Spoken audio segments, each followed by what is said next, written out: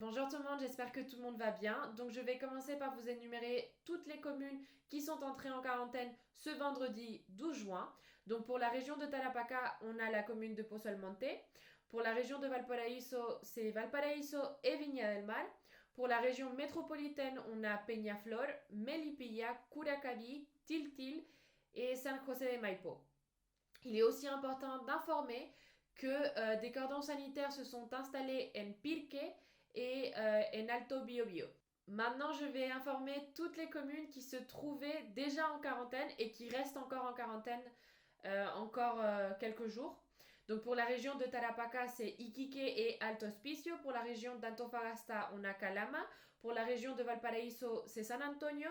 Pour la région métropolitaine, alors on a Cerrillos, Cerro Navia, Conchalí, El Bosque, Estación Central, Huechuraba, Independencia, La Cisterna, La Granja, La Florida, La Pintana, La Reina, Las Condes, Lo Barnechea, Lo Espejo, Lo Prado, Macul, Maipú, Ñuñoa, Pedro Aguirre Cerda, Peñalolén, Providencia, Pudahuel, Quilicura, Quinta Normal, Recoleta, Renca, San Miguel, San Joaquín, San Ramón, Santiago, Vitacura, San Bernardo, Buin, Puente Alto, Padre Hurtado, Lampa, Colina. Et aussi, il y a encore des cordons sanitaires installés à San Antonio, Chiloé, Puerto Williams et Punta Arenas. Ce samedi 13 juin, le président Sébastien Piñera a procédé à un nouveau changement de cabinet. Comme l'a annoncé Radio Bio Bio, le ministre de la Santé, Jaime Mañalich, a quitté son poste au milieu de la situation la plus critique due au coronavirus au Chili, après la confirmation de 3100 décès dus au virus.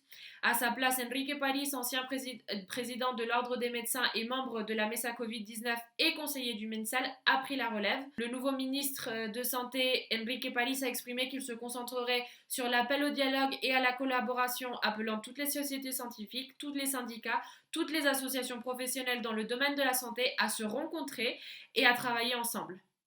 Le ministre Blumel a affirmé être confiant de parvenir à un accord dans le but de réaliser le plan de protection sociale et de relance économique que le gouvernement prépare en collaboration avec le Congrès. Il s'agit d'une initiative qui cherchera à faire face à la crise économique provoquée par le coronavirus. Le plan visera 3 axes: fournir une aide directe aux citoyens, retrouver des emplois et relancer l'économie. En ce sens, il a appelé les parlementaires à réussir cet accord dès la semaine prochaine.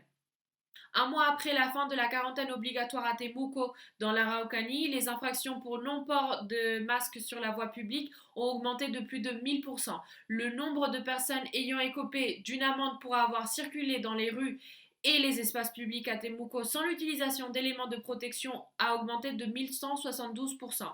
Un drone avec haut-parleur commencera à opérer dans la ville de Viña del Mar pour diffuser des informations pertinentes dans le contexte de la pandémie.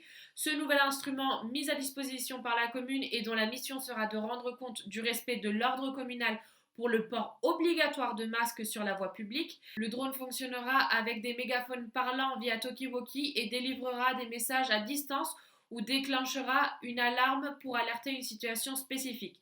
Le mégaphone a 2 fonctionnalités. La première, opération en direct, qui me permet à l'opérateur de parler à travers l'appareil et en même temps de reproduire ces messages via le mégaphone installé sur le drone.